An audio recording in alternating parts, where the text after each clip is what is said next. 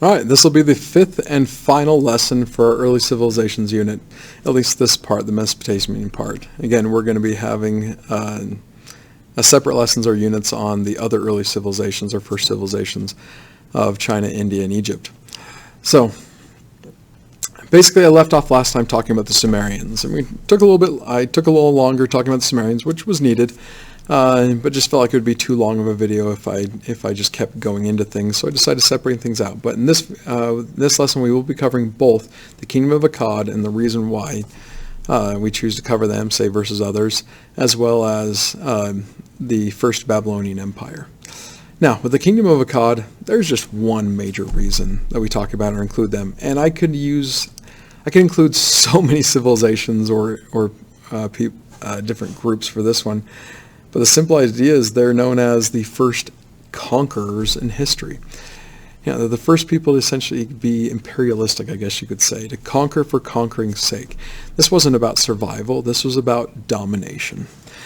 So, basically what happens here is the Sumerians are the dominant civilization, the biggest kids on the block, for well over 1,000 years. Well over 1,000 years at this point. And they've been there for so long that they're just, everybody else looks up to them. In fact, that's exactly what happens here. Everybody else looks up to them. The people of Akkad look up to them. Like if you're looking at that map there, notice how Akkad is just outside of the area which is considered Sumer. Again, they only show like 4 of the cities of Sumer in there. Again, from what I remember, there's actually an initial 12, but a couple of them were more powerful than others, namely cities like and Kish, I believe. Actually being one of the more powerful cities throughout most of the Sumerian times. But Akkad was outside of it, and then you get other cities that start propping up in Mesopotamia the further you go up the rivers. But they're considered, again, they're not good enough to be part of the Sumerian city-states. And you do get people like the Akkadians who are like, hey, can we come in and join in? Can we be like the 13th city, essentially? And the Babylonians, or not the Babylonians, but the Sumerians are like, no, you can't. We're just going to stick. We'll do us, you do you, just stay out of it. You're beneath us, essentially. You'll never be one of us. The thing is that the Sumerians kind of dig their own grave. Not kind of, they definitely dig their own grave because they think they're so powerful that, heck, when they have their own troubles, no one else could ever take advantage of them. They're just too big and powerful. And they get into some massive civil wars. They get into a point where they have so many of the cities, they basically break down. Like Sumerian civilization just breaks down almost completely, where everybody's fighting against everybody, every city against every other city type thing. And when a guy named Sargon, the king of Akkad at the time, looks down at his southern neighbors, people who wanted to be part of it, noticing they're in such disarray, well, he sees an opportunity. And he goes down, and we believe a bit out of revenge, but also just out of the idea of like, hey, good opportunity. He starts conquering the different Sumerian city-states one by one. Now it gets to a point where the Sumerians realize, oh crap, this guy that we never really thought much of, or these people that we never really thought much of, are really making some headway into us. We better stop our civil wars and try to team up against him. But by that time, it was too late. Sargon had built up way too much momentum, and he just steamrolled over the coalition that formed against him. And once the dust settled, he was the master of Lower Mesopotamia.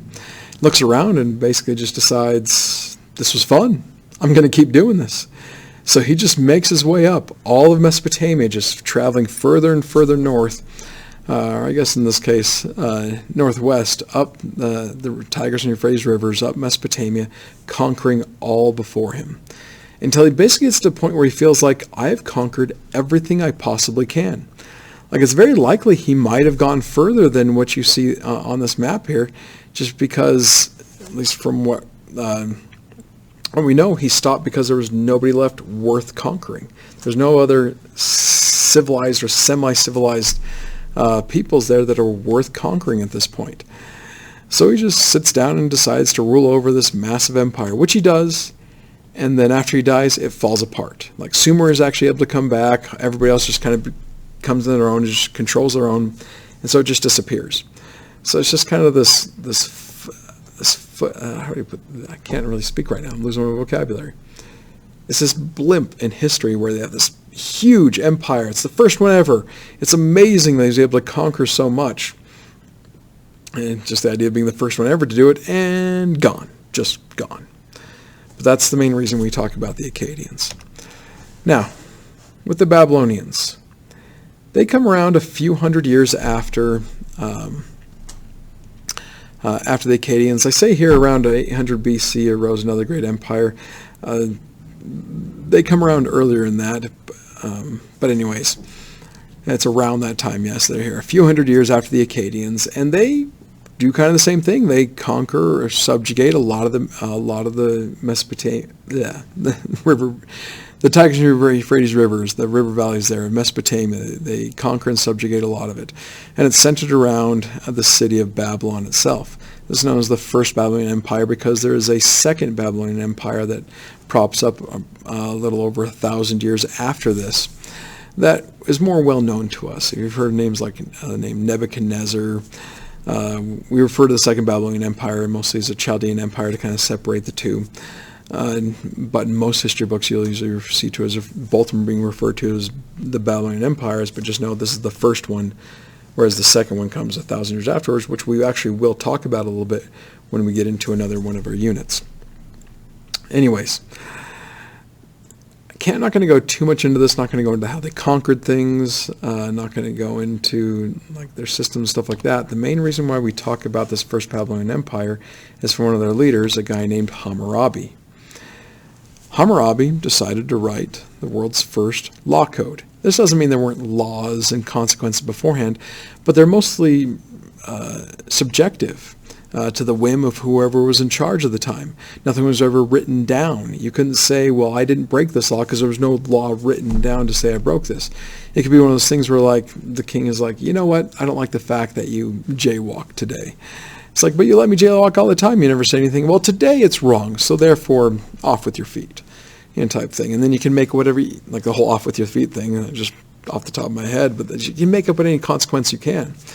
Well, in the Code of Hammurabi, Hammurabi thought it would be a fair thing to write down what is allowed and what is not allowed, and what are the consequences for anybody that does something wrong. Now, I'm using that term fair, and if you ever actually look at the Code of Hammurabi, which I'm actually going to show some examples here in a second, it's definitely not fair, at least in the way we think of fair today. It's not egalitarian in any way or equal in any way.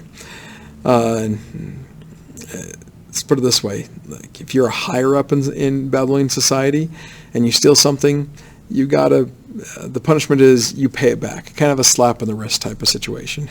If you're a lower class person in Babylonian society and you steal something, off with your hand, or possibly, off with your head. You get killed for it.